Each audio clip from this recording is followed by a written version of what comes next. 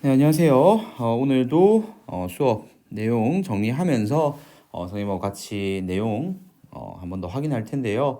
지금 우리 수업 시간에 선생님 수업 교과서 위주로 이제 진행을 했고, 오늘 학습지에는 교과서에 있는 내용들보다 조금 더 다양한 내용들이 수록이 되어 있는 부분이기 때문에 여러분들 조금 더 집중을 하셔야 되는 강의 중에 하나입니다.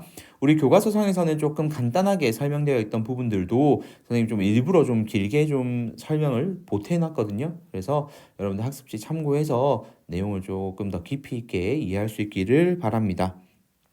자, 먼저 첫 번째 우리 교과서에 있는 그래프랑 동일한 그래프이기 때문에 이건 바로 여러분들 확인하실 수 있을 것 같아요. 자, 체온 유지와 화학 반응의 매개체 역할을 하는 70%를 차지하고 있는 것은 바로 물이었죠. 자, 그리고 에너지원이래요. 그러면 에너지원 하면 여러분들 떠올려야 되는 게 탄수화물, 단백질, 지질 요 세 가지가 먼저 떠올라야 될 텐데 그 다음 조건을 한번 확인해 보면 효소의 주 성분이다라고 되어 있죠. 그렇기 때문에 2번은 단백질이 들어가는 게 옳습니다. 자, 이렇게 해서 물, 단백질, 지질, 핵산 요 순으로 많고요. 이때 탄수화물 같은 경우에 어, 여기에 지금 표시가 안 돼 있다 그랬죠. 우리가 먹는 양으로 따지면 탄수화물을 더 많이 먹을 텐데 우리를 구성하고 있는 물질에는 탄수화물이 적은 이유, 기타에 포함될 정도로 적은 이유는 우리 대부분의 탄수화물은 에너지원으로서 여러분들이 활동하는 데 사용을 먼저 하기 때문에 우선적으로 하기 때문에 탄수화물은 몸을 구성하는 성분에는 차지하는 비율이 작다는 점, 이것도 수업 시간에 선생님 얘기했습니다. 자, 다음 얘기 한번 이어서 해볼게요. 자, 탄수화물의 종류와 지질의 종류부터 선생님 먼저 언급할 텐데요. 이유는 단백질 같은 경우에는 우리 오늘 배우는 단원에서 가장 중심이 되는 역할을 하는 소재이기 때문에 단백질과 핵산은 뒤에 단위체에 대해서 얘기하면서 다룰 거고요. 먼저 탄수화물과 지질부터 간단하게 정리하고 넘어가도록 하겠습니다. 자, 탄수화물의 종류해서 밑에 표로 나와 있는데요. 탄수화물은 크게 당이 몇 개로 구성되어 있느냐에 따라서 단당류, 하나로 이루어져 있는 걸 단당류라고 얘기하고요. 그 다음에 당 두 개가 연결돼서 만들어진 걸 이당류라고 얘기합니다. 그리고 두 개보다 더 많은 양의 당이 연결되어 있는 형태를 다당류라고 얘기를 합니다.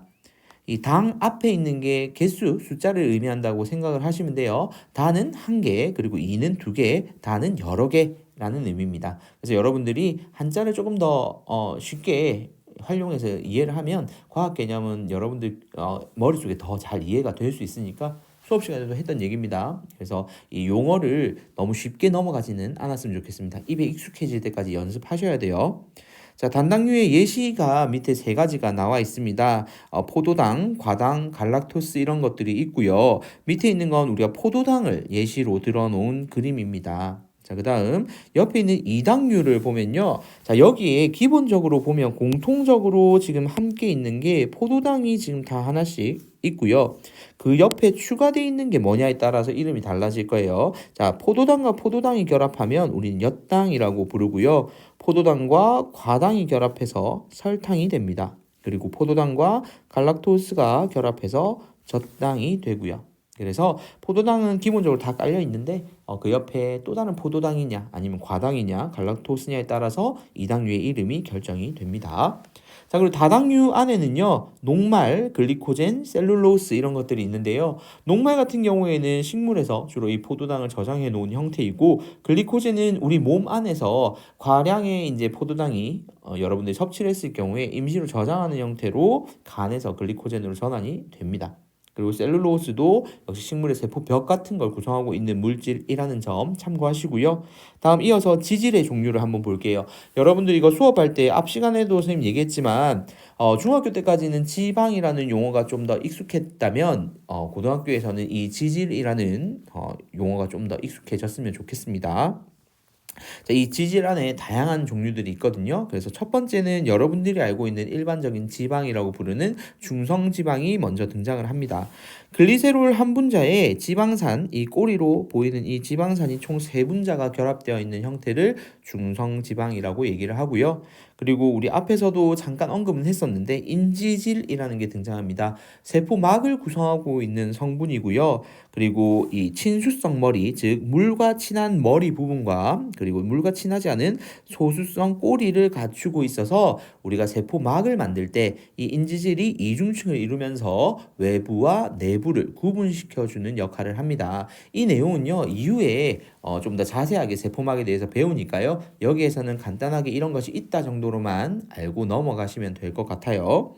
자, 그 다음 스테로이드라는 게 나옵니다. 스테로이드는요, 콜레스테롤이라고 여러분들 들어봤을 거예요. 사실 콜레스테롤은 몸에 좋은 콜레스테롤도 있고요. 또 몸에 좋지 않은 콜레스테롤도 있다는 점 기억해 두시고요. 그리고 성호르몬, 남성 호르몬, 여성 호르몬의 주 성분도 바로 이 스테로이드입니다. 그래서 최근에 이제 스테로이드 주사제를 맞아서 근육을 강화하던 사람들 같은 경우에 이런 생식 기능, 즉 뭐 생식 세포를 생산하는 기능 자체가 이제 상실되는 경우들도 많이 부작용으로 나타나기도 합니다. 이런 내용들은 이후에 나오게 되면 선생님이 자세하게 설명해 줄 테니까요. 일단 이런 종류들이 있다 정도로만 이해하시면 될 것 같아요. 오늘 이 내용을 수록해 놓은 이유는 여러분들 교과서에 사람을 구성하는 물질이 이런 것들이 있다라고는 소개되어 있는데 이게 정확하게 어떤 종류가 있는지 혹시 궁금해할 수도 있고 또 간혹 참고서들에서는 다루기 때문에 선생님이 먼저 이렇게 학습지로 언급한 거니까 참고로 확인하시면 될 것 같아요. 자, 다음 페이지로 넘어가 보도록 하겠습니다.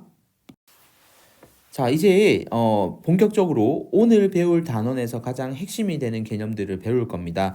핵심적인 단어라고 치면 이 단위체라는 단어가 굉장히 중요합니다. 단백질도 그렇고 핵산도 그렇고 이 단위체의 중요성에 대해서 얘기를 하고 있는데요. 이유는 이러한 기본적인 단위체를 가지고 다양하게 다른 물질들을 만들어낼 수 있다는 것을 여러분들한테 이 내용을 통해서 알려주고 싶은 거거든요. 그래서 이 단위체가 무엇인지 그리고 이 단위체가 어떤 원리로 연결되는지 집중해서 확인하시면 될 것 같아요. 먼저 단백질의 형성부터 살펴보도록 하겠습니다. 단백질의 단위체 명칭 수업 시간에 했던 거 혹시 기억나나요? 네 글자였습니다. 네, 단백질의 단위체는 아미노산이었고요. 이러한 아미노산의 수라든지 그리고 결합된 순서에 따라서 단백질의 종류는 다양하게 나누어질 수가 있습니다. 자, 그리고 두 아미노산 사이에서 물 한 분자가 빠져나오면서 결합하는 것을 우리는요 펩타이드 결합이라고 얘기했습니다. 자, 이러한 펩타이드 결합의 경우에는요, 선생님 수업 시간에도 얘기했었죠. 아미노산의 공통적인 구조에서 여러분들이 살펴볼 수 있을 것 같은데요. 아미노산은 아미노기와 카복실기를 동시에 가진다는 특징을 지니고 있습니다. 자, 그러면 지금 우리 옆에 있는 요 그림 한번 볼게요.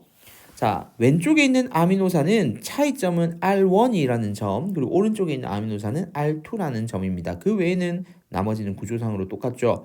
자, R1이 있는 아미노산의 카복실기에 OH기, 요 OH가 붙어 있는 이것과 그리고 아미노산 R2 되어 있는 그 오른쪽에 있는 아미노산 같은 경우에 아미노기에 있는 요 수소 얘가 결합을 하게 되면 H2O, 즉 우리가 알고 있는 물이 빠져나오게 됩니다. 물이 빠져나오게 되면요, 이 사이에 결합이 완성되면서 펩타이드 결합이라는 이름을 붙이게 되는 거죠.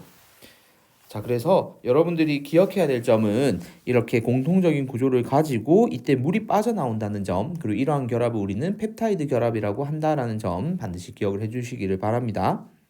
자, 그 다음 세 번째 한번 살펴볼게요.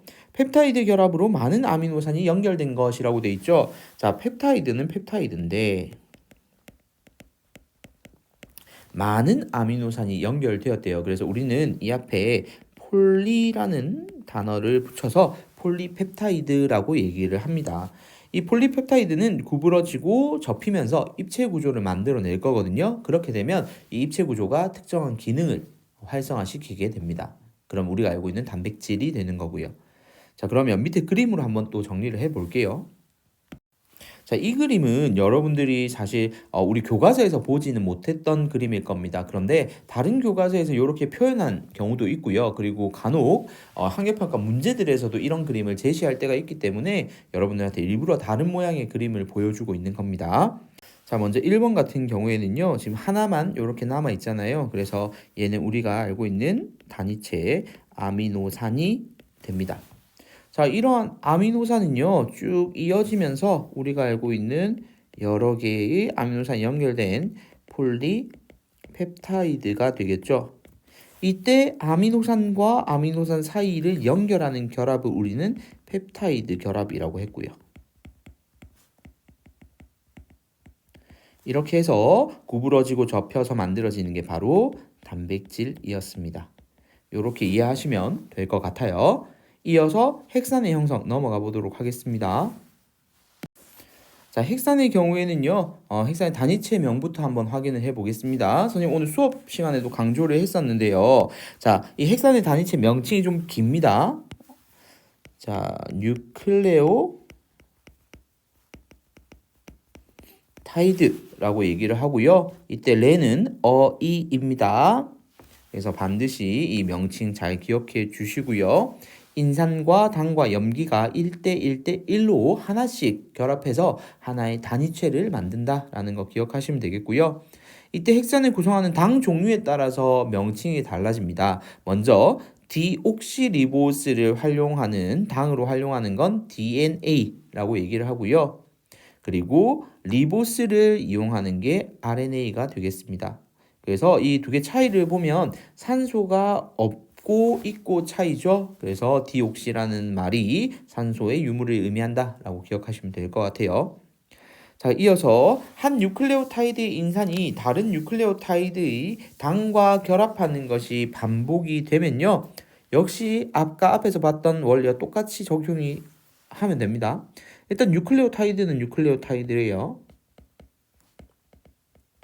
근데 여러 개라고 얘기했으니까 앞에 폴리라는 단어를 붙여주면 됩니다. 그래서 폴리뉴클레오타이드라고 얘기를 하는 겁니다. 자, 다음 페이지로 넘어가 보겠습니다. 자, DNA와 RNA의 구조적 특징, 그리고 당의 특징, 그 다음에 염기, 기능 이렇게 한번 구분해서 표로 정리를 해보도록 할게요. 먼저 구조부터 한번 보겠습니다. 우리 교과서에서는 그림이 제시가 되어 있죠. 자, DNA 같은 경우에는 이중 나선 구조로 되어 있습니다. 그리고 RNA의 경우에는요, 단일, 가닥, 사슬 이렇게 얘기해도 틀린 말은 아니니까요. 자, 그다음 당은요. 아까 앞에서 방금 언급했죠. DNA는 디옥시 리보스 그리고 RNA는 리보스가 되겠습니다. 자, 이어서 염기를 살펴보면요. 염기는 아데닌, 구아닌, 사이토신까지는 DNA, RNA 모두에서 동일하게 존재하고요. 마지막 부분 한번 볼까요? 마지막 부분에 보면 DNA의 경우에는 타이민이 있고요. 그리고 RNA의 경우에는 유라실이 있습니다. 이 차이점이 있다는 것 외에는 두 개가 모두 동일한 세 가지의 염기를 지닙니다. 자, 그다음 기능을 살펴보면요. 우리 이 단원 교과서에서 계속 언급하고 있는 게 뭐냐면 유전 정보를 저장한다라는 말을 하고 있거든요. 헥산이. 그 유전 정보를 저장하는 게 바로 DNA입니다. 유전 정보 저장의 역할을 하고요. 그리고 이어서 나오는 헥산의 역할로 단백질 합성에 관여한다라고 나와 있죠. 그게 RNA입니다. 그래서 단백질 합성에 관여 이렇게 생각하시면 되겠어요. 자, 밑에 보면 헥산을 구성하는 염기라고 해서 선생님이 위에서 다룬 아데닌, 구아닌, 사이토신, 타이민과 유라실까지 요걸 좀 정리를 해봤는데요. 밑에 보면 아데닌, 구아닌 같은 경우에는 골이 2개로 구성되어 있는 퓨린계라고 얘기를 하고요. 그리고 사이토신과 타이민, 유라실의 경우에는 골이 하나로 되어 있는 피리미딘계라고 얘기를 합니다. 이때 아데닌과는 타이민 또는 유라실 그리고 구아닌과는 사이토신이 서로 상호적으로 결합하게 됩니다. 이건 모양은 참고로만 하시면 될 것 같아요. 지금 이걸로는 여러분들한테 어려운 내용을 물어보지 않습니다. 자, 그 다음 밑에 상호결합에 대해서 좀 더 자세히 볼게요. 자, 위에 구조를 보여준 건 요거 설명할 때 좀 여러분들 참고하시라고 선생님 미리 제시를 해준 거예요. 자, 염계의 상보결합 보면 DNA 이중 나선에서 각 가닥 염기 중 아데닌은 항상 자, 지금 DNA라서 타이민이라고 적는 겁니다. 타이민과 그리고 구아닌은 항상 사이토신과 상보적으로 결합을 하게 됩니다. 그래서 타이민과 아데닌, 사이토신과 구아닌이 어떤 형식으로 결합하는지 보여주고 있는데요. 타이민과 아데닌 같은 경우에는 수소 결합이 지금 이걸 우리 수소 결합이라고 얘기할 건데 이 수소 결합이 지금 두 개가 보이고요. 그리고 사이토신과 구아닌 같은 경우에는 지금 수소 결합이 총 3개가 보입니다. 그럼 어디가 더 세게 결합하고 있을까요? 사이토신과 구아닌이 더 강하게 결합하고 있습니다. 이것도 참고하시면 되겠어요. 자, 마지막 7번 한번 볼게요. 다양한 유전 정보의 저장. DNA는 뉴클레오타이드의 결합 순서에 따라서 염기 서열이 달라집니다. 그래서 염기 서열이 달라져서 DNA마다 서로 다른 유전 정보들을 저장할 수 있는 기능을 가지고 있는 거죠. 자, 이렇게 해서 오늘 내용이 좀 길었죠.